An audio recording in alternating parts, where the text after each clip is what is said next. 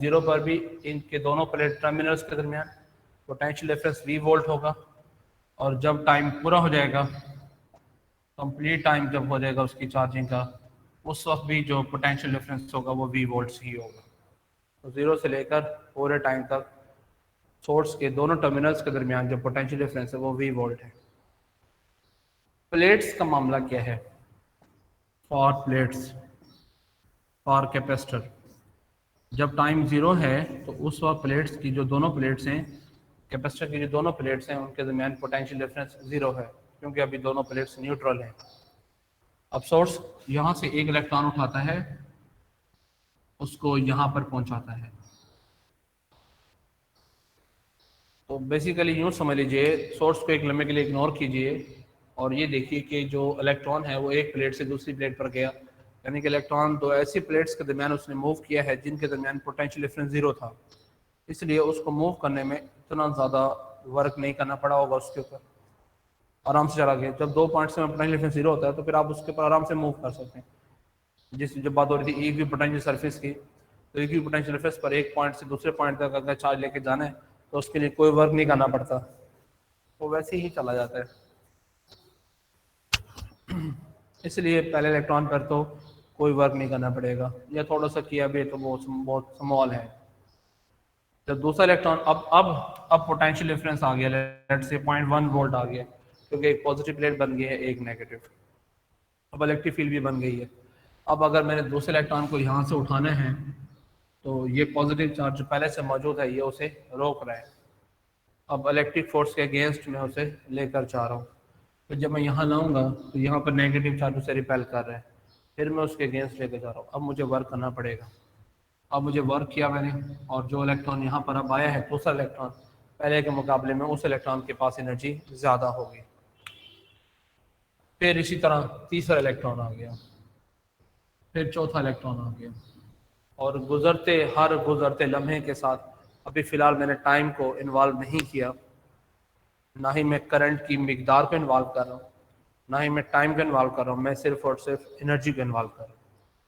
तो पहले इलेक्ट्रॉन के लिए थोड़ा वर्क, दूसरे के लिए फिर ज़्यादा वर्क, फिर तीसरे के लिए और ज़्यादा वर्क, क्योंकि पहले इलेक्ट्रॉन 0 वोल्ट पे मूव किया, दूसरे ने 0.1 पर किया, तीसरे ने 0.2 वोल्ट पर किया, इस तरह चौथे इलेक्ट्रॉन ने 0.5 वोल्ट पर किया, पांचवें इलेक्ट्रॉन ने 0.7 वोल्ट पर किया।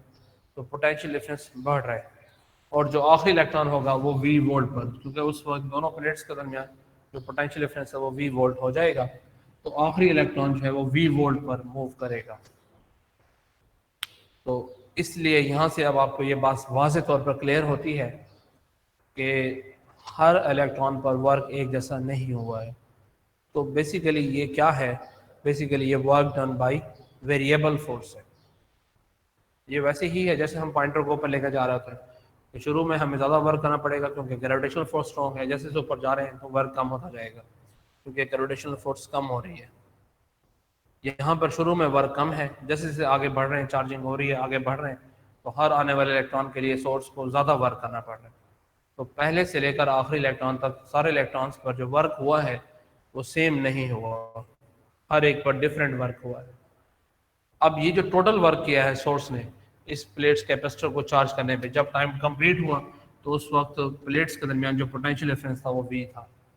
तो इनिशियली हमारे पास इनिशियल पोटेंशियल डिफरेंस हमारे पास क्या था? प्लेट्स के दरमियान 0, और फाइनल जो पोटेंशियल डिफरेंस हमारे पास है वो है V वोल्ट।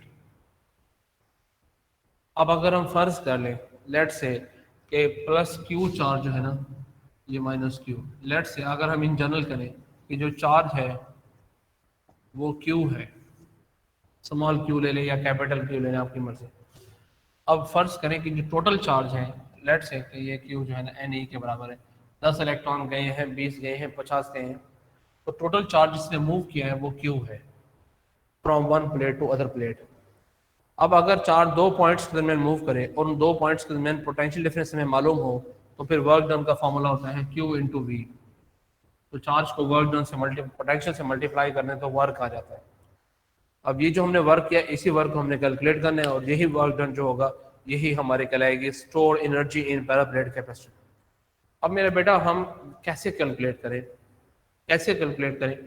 क्योंकि जो पोटेंशियल चार्ज, चलो टोटल चार्ज तो हम देख सकते हैं कि हमारे अगर 10 इलेक्ट्रॉन आए हैं तो 10 ही हमारा टोटल चार्ज है जिसने ट्रेवल किया है, लेकिन उन 10 इलेक्ट्रॉन्स ने सेम पोटेंशियल डिफरेंस पर ट्रेवल नहीं किया। पहले के लिए 0 है और आखिरी के लिए वो मैक्सिमम v वोल्ट है। तो सारे इलेक्ट्रॉन एक ही पोटेंशियल डिफरेंस पर अगर मूव कर रहे होते तो फिर तो हम सब के लिए टोटल चार्ज को v से मल्टीप्लाई कर देते। अब ये प्रॉब्लम है, और इस प्रॉब्लम को फिर ओवरकम करने के लिए हमने यहाँ पर एक अप्रॉक्सीमेशन भी लगाई है, और वो अप्रॉक्सीमेशन ये लगाई है हमने कि प्लेट्स के ऊपर जो पोटेंशियल डिफरेंस है, क्योंकि आपको पता है ना work done by variable force निकालने के कितने मेथड हैं। Work done by variable force निकालने के लिए कितने मेथड हैं?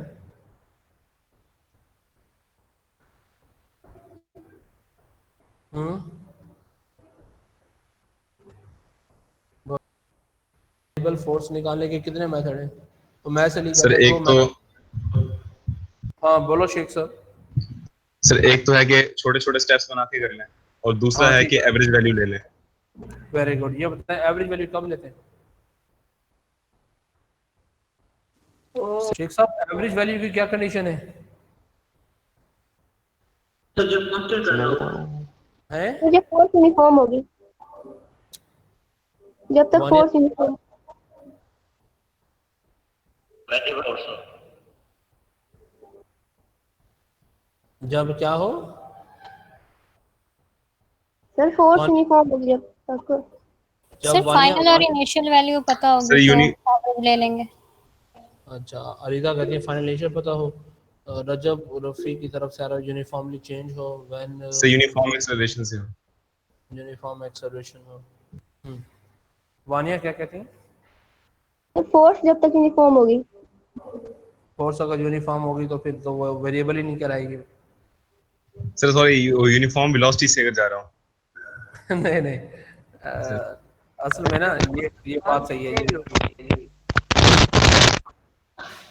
जी जानजेब क्या कहना चाहते हैं? असल में ये जो दो चार बच्चे कह रहे हैं ना, एना सुमन वगैरह, ये बाकी ये ठीक कह रहे हैं। When the force is uniformly changing, अगर फोर्स में जो चेंज है ना work done by variable force है ना, तो अगर फोर्स यूनिफॉर्मली चेंज हो रही है, यूनिफॉर्मली इंक्रीज हो रही है, यूनिफॉर्मली डिक्रीज हो रही है, जैसे हमने स्प्रिंग कांस्टेंट में किया था, if the force is uniformly changing, अगर फोर्स यूनिफॉर्मली चेंज हो रही हो तो फिर हम उसकी एवरेज लेकर उसे मतलब कर लेते हैं। रिदा इनिशियल फाइनल वैल्यूज की बात नहीं है इसमें ना, ये नहीं बात, आपके जवाब ठीक नहीं है, आपका जवाब ठीक नहीं है। तो ये जो आप कहेंगे सर जब फोर्स यूनिफॉर्मली चेंज हो रही हो उस वक्त फिर हम एवरेज फोर्स लेकर उसको डिस्प्लेसमेंट से मल्टीप्लाई करके वर्क निकाल लेते हैं, और अगर फोर्स यूनिफॉर्म चेंज ना हो तो फिर हमें उसको छोटे छोटे पार्ट्स में डिवाइड करना होता है, फिर हम वर्क निकालते हैं। अब यहाँ पर जो है ना, जो पोटेंशियल की वेरिएशन है, दोनों प्लेट्स के दरमियान जो पोटेंशियल है वो 0 से शुरू हुआ और वो v वोल्ट तक पहुंचा, और इस दौरान जो चार्ज है वो मूव करता रहा। अब क्योंकि चार्ज ने, तमाम चार्जेस ने एक जैसे पोटेंशियल पर मूव नहीं किया, अगर हम टोटल, जैसे हमने वहाँ पर डिस्प्लेसमेंट लिया था, अगर हम टोटल चार्ज को इफेक्टिव लेते हैं वो q है, तो फिर हमें जो पोटेंशियल में वेरिएशन आ रही है ना, हमें उसे देखना है। अब यहाँ पर हम अप्रॉक्सीमेशन ये लगा रहे हैं that potential is increasing uniformly, plates के दरमियान जो पोटेंशियल डिफरेंस है वो uniformly with respect to time, with respect time वो यूनिफॉर्मली इंक्रीज हुआ है, इसलिए हम एवरेज पोटेंशियल डिफरेंस ले लेते हैं और उस पोटेंशियल डिफरेंस को कांस्टेंट बना लेते हैं।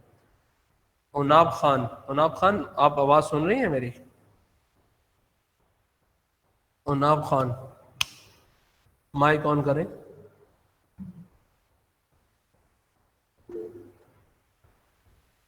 यस सर, माइक कहाँ है आपका? इतना महीना हो गया क्लास में सर माइक इशू। अच्छा माइक इशू अपना रिजॉल्व करें ना, आपने आज तक कभी क्लास में कंट्रीब्यूट ही नहीं किया। अच्छा खैर, तो जबकि जो मैं कल आपको चार्जिंग और डिस्चार्जिंग पढ़ाऊंगा उसमें मैं आपको बताऊंगा कि चार्जिंग का जो प्रोसेस है ना वो यूनिफॉर्म प्रोसेस नहीं है, इसलिए मैं पहले क्लियर कर दूं, ये ना हो फिर कल आप कहें कि सर आपने कल ये कहा था। जो कैपेसिटर की प्लेट्स के क्रॉस पोटेंशियल डिफरेंस का डेवलप होने हैं, जो पोटेंशियल डिफरेंस का बढ़ना है with respect to time, it is not uniform, क्योंकि शुरू में अगर हम टाइम से कंपेयर करें, शुरू में पोटेंशियल डिफरेंस एकदम बढ़ेगा, एकदम। अगर आपका जो मोबाइल है वो डिस्चार्ज हो गया 10% पर है, 20% पर है, आप उसे आज घर में एक्सपेरिमेंट आप कर सकते हैं। आप उसे चार्जिंग पर लगाएं, घड़ी घड़ी नोट कर लें, टाइम नोट करें। आप पहले 10 मिनट के बाद उसकी चार्जिंग देखें 20% से कहाँ पर चली गई है, नोट कर लें। फिर उसके बाद अगले 10 मिनट फिर देखें उसकी परसेंटेज कहाँ से कहाँ गई है। आप देखेंगे you will observe that in equal intervals of time the percentage is not uniformly increasing. अगर वो पहले 10 मिनट में 20 से 50% पे पहुंची है तो अगले 10 मिनट में वो 50 से 60% पे पहुंचेगी, फिर अगले 10 मिनट में वो 60 से 65 पर पहुंचेगी। तो जैसे जैसे टाइम गुजरता है ना तो चार्जिंग का जो प्रोसेस है वो स्लो हो जाता है। तो शुरू में क्योंकि रिपल्शन नहीं होती, प्लेट्स पर रिपल्शन नहीं होती, इलेक्ट्रॉन एकदम भागते हैं, तो शुरू में ज़्यादा इलेक्ट्रॉन जाएंगे, शुरू में करंट ज़्यादा होगा, इसलिए मैंने कहा था बल्ब की बिल्डिंग ज़्यादा होती है। और पोटेंशियल डिफरेंस जो है ना वो एकदम बढ़ रहा होता है, एकदम बढ़ रहा होता है, यानी कि 0.10 से 0.5 तक का जो पोटेंशियल डिफरेंस है वो फर्ज करें 5 सेकंड में पहुंच जाएगा। लेकिन 0.5 वोल्ट से 1 वोल्ट होने में उसको 10 सेकंड लगेंगे या 15 सेकंड लगेंगे। अब इस तरह हम कह सकते हैं कि ये यूनिफॉर्मली इंक्रीजिंग नहीं है। लेकिन जो ग्राफ हम कल बनाएंगे ना चार्जिंग का, वो कुछ इस तरह से होता है, ये इस तरह होगा। तो ये एक स्ट्रेट लाइन नहीं है। अगर ये होती ना स्ट्रेट लाइन फिर तो हम इसके एवरेज ले लेते हैं, लेकिन ये स्ट्रेट लाइन नहीं है। बट इसमें फिर हम क्या करें, इसमें हम थोड़ी सी फिर अप्रॉक्सीमेशन ले रहे हैं।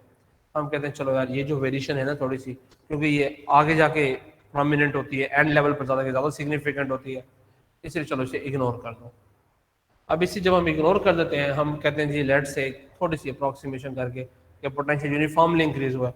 तो अगर पोटेंशियल यूनिफॉर्मली इंक्रीज हुआ है तो फिर हम एवरेज पोटेंशियल ले सकते हैं।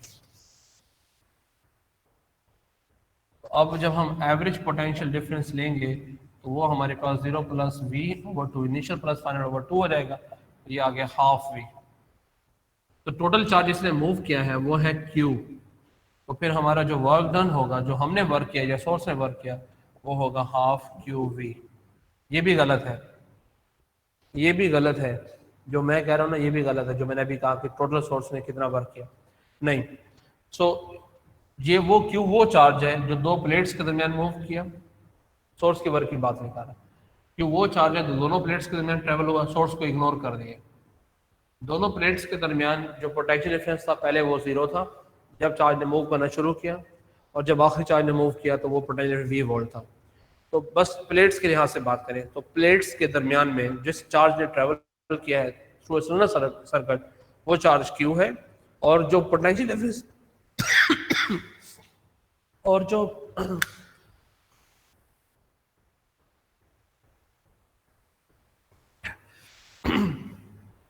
जो पोटेंशियल डिफरेंस रहा है दोनों प्लेट्स के दरमियान, जो पोटेंशियल डिफरेंस रहा है वो हमारा है half v।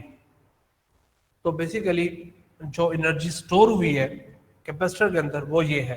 So it is energy store in a capacitor, इसे हम U से जाहिर कर देंगे हाफ QV। अब Q जो है वो किसके इक्वल होता है CV, तो फिर ये हो जाएगा हाफ CV²। तो एक एनर्जी स्टोर का फॉर्मूला ये है हाफ QV। अगर आपको एक प्लेट पर चार्ज दिया जाए कि एक प्लेट पर 2 कूलम चार्ज है और पोटेंशियल डिफरेंस 5 वोल्ट है, तो एनर्जी स्टोर बताएं आप इस तरह करेंगे। अगर कैपेसिटर की कैपेसिटेंस दी गई है और पोटेंशियल डिफरेंस दिया गया है तो फिर आप हाफ CV² करेंगे। और आप जानते हैं कि Q = CV और V हमारे पास होता है Q/C। तो अगर आप ये वैल्यू यहाँ पर पुट करें तो हाफ Q × Q/C, तो ये आ रहेगा हाफ Q²/C। तो ये तीसरा फार्मूला आ गया। इसलिए याद रखें कैपेसिटर की जो स्टोर्ड एनर्जी है उसका आपने किसी के साथ भी अगर रिलेशन बनाना है, चार्ज के साथ, वोल्टेज के साथ या कैपेसिटेंस के साथ, तो आपने तीसरी चीज जो सबसे अहम देखनी है वो ये देखनी है कि कांस्टेंट कौन सा कैरेक्टर है। क्योंकि अगर पोटेंशियल कांस्टेंट है तो फिर चार्ज के डायरेक्टली प्रोपोर्शनल है, अगर कैपेसिटेंस कांस्टेंट है तो फिर चार्ज के स्केयर के डायरेक्टली प्रोपोर्शनल है, और अगर वोल्टेज कांस्टेंट है तो फिर कैपेसिटेंस के डायरेक्टली प्रोपोर्शनल है, और अगर चार्ज कांस्टेंट है तो फिर कैपेसिटेंस के इनवर्सली प्रोपोर्शनल है। तो इसलिए ये बहुत ज़रूरी है ऑब्जेक्टिव सॉल्व करते वक्त आपने ये देखना है कि वो क्या कांस्टेंट करा रहा है, वो कौन कौन सी चीज़ों को कांस्टेंट रख रहा है। 2-3 कैपेसिटेंस को अगर वो कंपेयर कर रहे हैं, वो कहते हैं 3 कैपेसिटर इक्वल कैपेसिटेंस है लेकिन हर एक को मुख्तलिफ बैटरी से कनेक्ट किया है। तो इसका मतलब है सी कांस्टेंट है, वी डिफरेंट है। तो फिर आप ये रिलेशन यूज करेंगे एनर्जी स्टोर का। वो कहते हैं दो कैपेसिटर, उन पर चार्ज सेम है लेकिन पोटेंशियल डिफरेंस डिफरेंट है। पोटेंशियल डिफरेंस जो है ना वो डिफरेंट है, और पोटेंशियल डिफरेंस डिफरेंट हो सकता है उनके दरमियान सेपरेशन वगैरह चेंज करके। तो फिर आप ये रिलेशन यूज कर लेंगे। इस तरह ये तीनों फॉर्मूले हैं, half Q V, half C V square, half Q square over C. तो इसमें जो एक चीज कांस्टेंट होगी उस हिसाब से आप फैसला करेंगे। अब मैं उस बात पे वापस आता हूं जिससे मैंने अपने आप को रिटर्न करवाया था, work done by the source. Source ने कितना वर्क किया है। तो मेरे भाई अगर हम सोर्स के वर्क की बात करें तो पहला इलेक्ट्रॉन भी वी पोटेंशियल डिफरेंस के अगेंस्ट गया था, from positive terminal of the source to the negative terminal. Source पहले इलेक्ट्रॉन को भी वी पोटेंशियल डिफरेंस पे लेकर गया था, सोर्स आखिरी इलेक्ट्रॉन को भी वी पर ही लेकर गया है।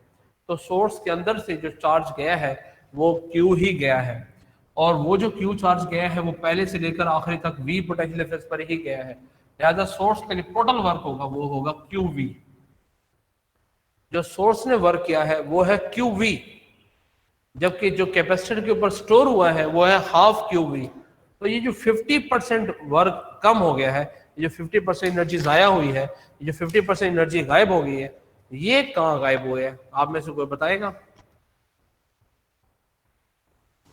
सर रेजिस्टेंस हो गया कोई ना कोई।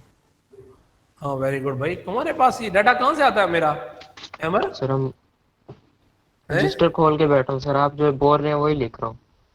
अच्छा ये बता आप दिमाग रेजिस्टेंस में कहाँ है? अच्छा अमर, अमर ये बता रेजिस्टेंस कहाँ है?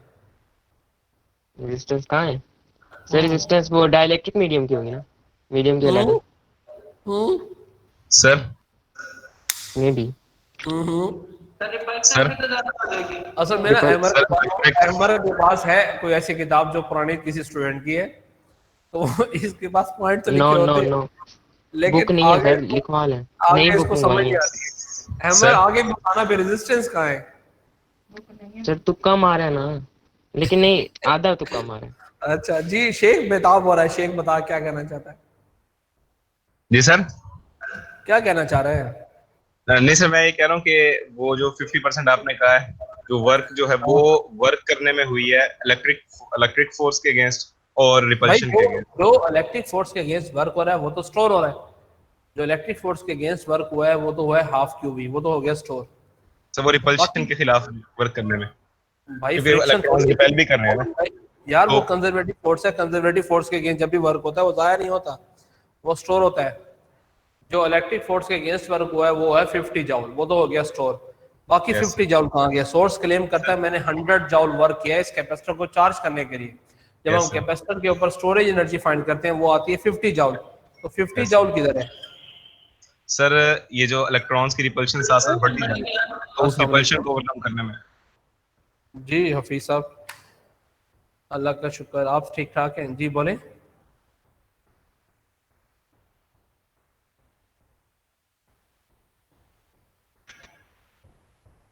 अस्सलाम वालेकुम सर। जी सर।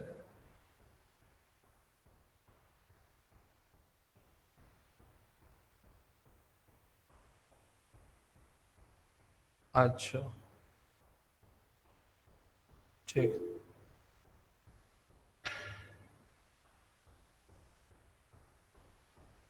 ठीक है।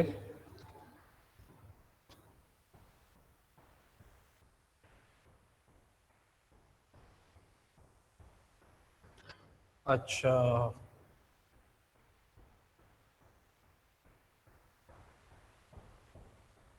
हम्म।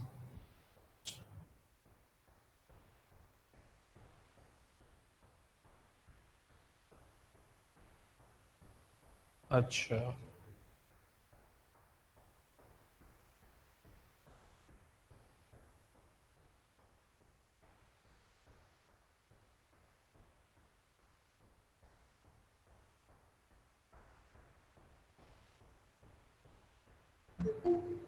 चलें, चलें ठीक है यार।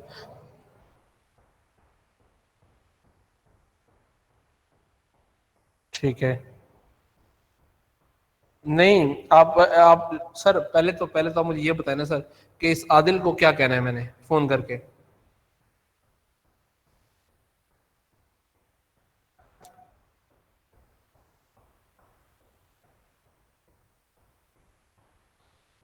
ठीक है, ठीक है, ठीक है। नहीं, मैं उसे ये कह दूं कि भाई आप अपने डॉक्यूमेंट्स दे दो इनको, पैसे आपको पहुंच जाएंगे, मैं ये कह दूं?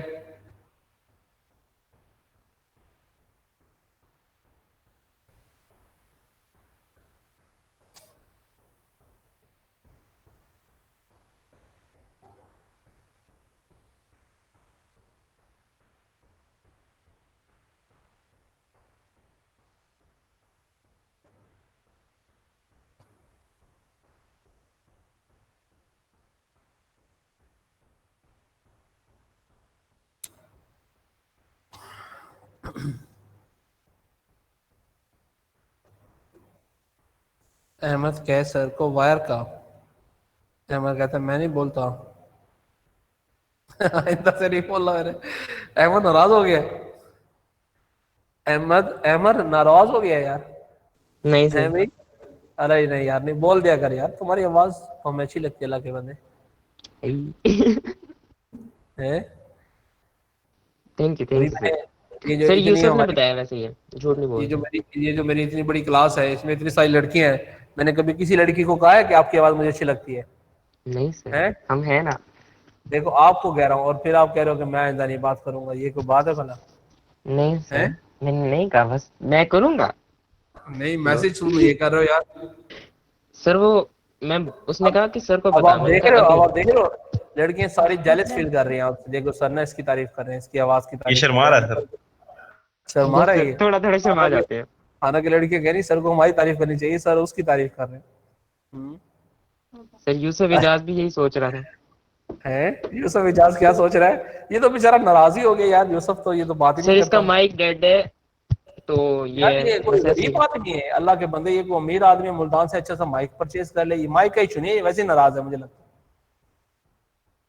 मुझे लगता है किसी लड़की ने इसकी बड़ी बेइज्जती की है सही सुथरी, इसलिए ये नाराज है। यस सर, मुझे भी यही लगता है। यही है ना? दुखी दुखी स्टेटस मारता है ये आजकल। अच्छा ये चक्कर है। अच्छा, औनाब खान का मैसेज आया काफी दिनों बाद। अब जब तक इनको मुखातिब ना करो ना तो ये नखरे में रहते हैं, लड़कियां हो या लड़के हो। जब इन्हें मुखातिब करो तो फिर ये एक्टिव होते हैं। सर रेजिस्टेंट बैटरी की इंटरनल भी हो सकती है, बिकॉज बैटरी कोई भी आइडियल नहीं होती। ठीक है, आप सब लोग ठीक कह रहे हैं बच्चों। इसका जवाब यही बनता है। ये अहमद अशरफ आज मैसेज क्यों सर कर रहा है? आज खुद क्यों नहीं बोल रहा? जी आमना शौकत बोले। सर आपने स्टार्ट में बताया था कि जो पॉजिटिव टर्मिनल है वो नेगेटिव टर्मिनल के इलेक्ट्रॉन जब आगे पुश करने होंगे हमने वर्क करके, तो वो उनको भी अपनी तरफ अट्रैक्ट करेगा। हम्म। तो सर ये भी तो कह सकते हैं ना कि यहाँ पे रेजिस्टेंस होगी और फिर जब बैटरी हॉट हो जाती है तो वो भी तो इन्हीं चीज़ों की वजह से होती है। हाँ बिल्कुल सही बात है। ये बिल्कुल आप भी सही कह रही हैं और बाकी बच्चों ने भी सही जवाब दिया है। एक तो जब हम पॉजिटिव प्लेट को कैपेसिटर की बैटरी के टर्मिनल से लगाएंगे तो हमें यहाँ पर कोई ना कोई वायर यूज करनी है, और जो हम वायर यूज कर रहे हैं उस वायर की रेजिस्टेंस है। तो सुपर कंडक्टर तो है नहीं ना ये, इसलिए। अस्सलाम वालेकुम सर। जी सर। सर आप मुझे बताएं ना खुल के जरा कि मैंने क्या कहना है उसको, आदिल को।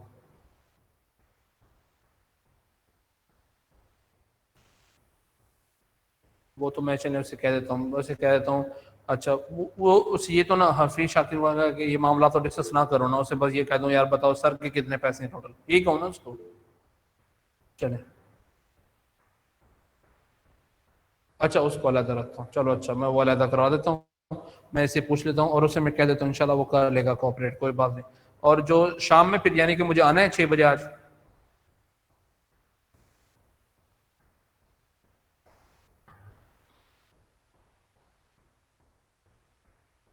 चलो चलो, वो फिर मैं शाम को आ जाऊँगा 6 बजे।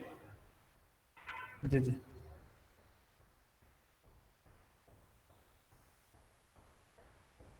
ठीक है।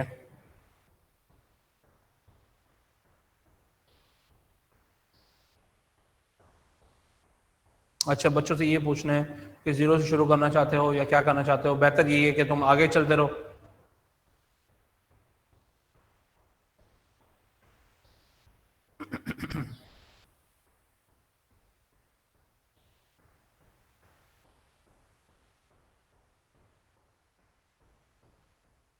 अच्छा सही।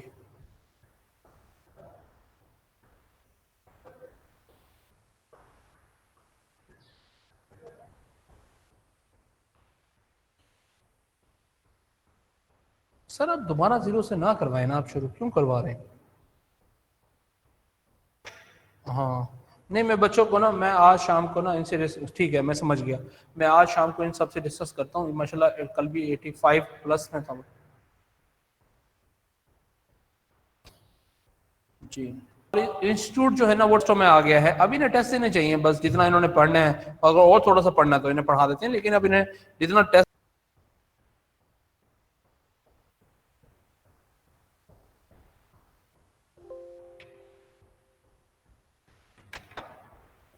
जी मैं ठीक है मैं समझ गया सर। ये भी शाम को फिर 6 बजे इनसे डिस्कस करके फिर मैं नोट दूंगा सर।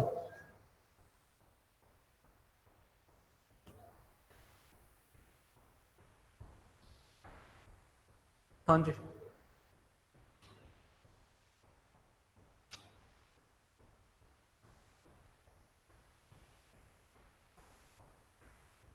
हाँ मैं इनका हाँ ठीक है ठीक है ये भी ठीक है। ठीक है मैं उन सबसे ये ओपिनियन भी ले लेता हूँ, ये ओपिनियन भी ले लेता हूँ, फीस की बात भी उनसे कर लूंगा सर आज शाम को। ठीक है मैं समझ गया।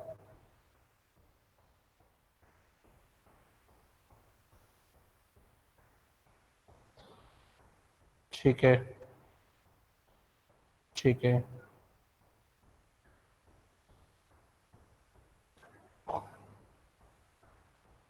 ठीक ठीक है सर।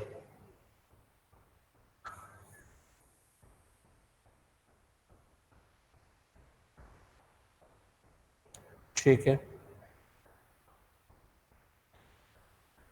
नहीं तो वो फिर मान जाएगा हम ज्यादा फीस शुरू से पढ़ाने पे, वो तो फिर पैसे और ज्यादा नहीं मांगेगा।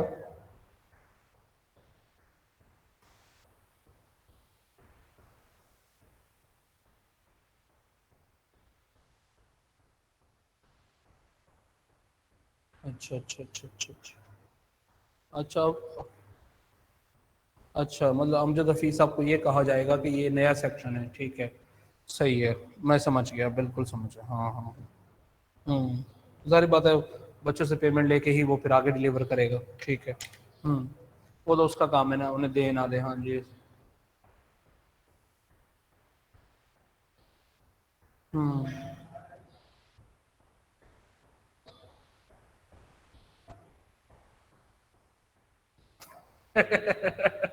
चलो अच्छा ठीक है। चले ठीक है सर, मैं इंशाल्लाह फिर शाम में आता हूँ, क्लास से बात करके फिर बैठेंगे।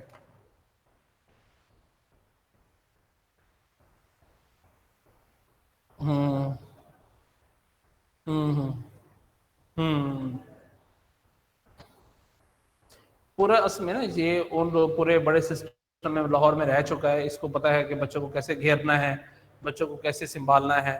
और एक दफा बच्चे जब फ्रेम में आ जाते हैं फिर उसके बाद तो बस फिर कहाँ जाता है बच्चा।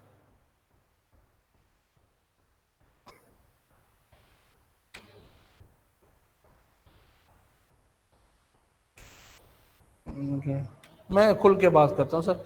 असल में ना इन्हें अब बच्चों को ना सोचना चाहिए, क्योंकि ये कम सितंबर से ये खोल रहे हैं सारे इदारे, तो हो सकता है कि सितंबर के एंड तक ही जो है ना वो इनका यूनिट टेस्ट भी ले लें। तो सितंबर में तो ये पूरा सिस्टम ऑनलाइन कर देंगे ना, मतलब लाइव ले आएंगे हर चीज़। नहीं सर हाँ ये वैसे अब ला रहे जी जी इनकी तैयारी ज़्यादा अच्छी है। हाँ अच्छा परफॉर्म किया जी। नहीं सर फिर भी मैंने देखा ना सबके रिजल्ट जो है ना, मैक्सिमम 3 गलत थे, मतलब कासिम के 27 थे, बाकी बच्चों के। जी जी चले मैं इंशाल्लाह शाम को 6 बजे आता हूँ, क्लास से फिर रिपोर्ट दूंगा इंशाल्लाह। ठीक है।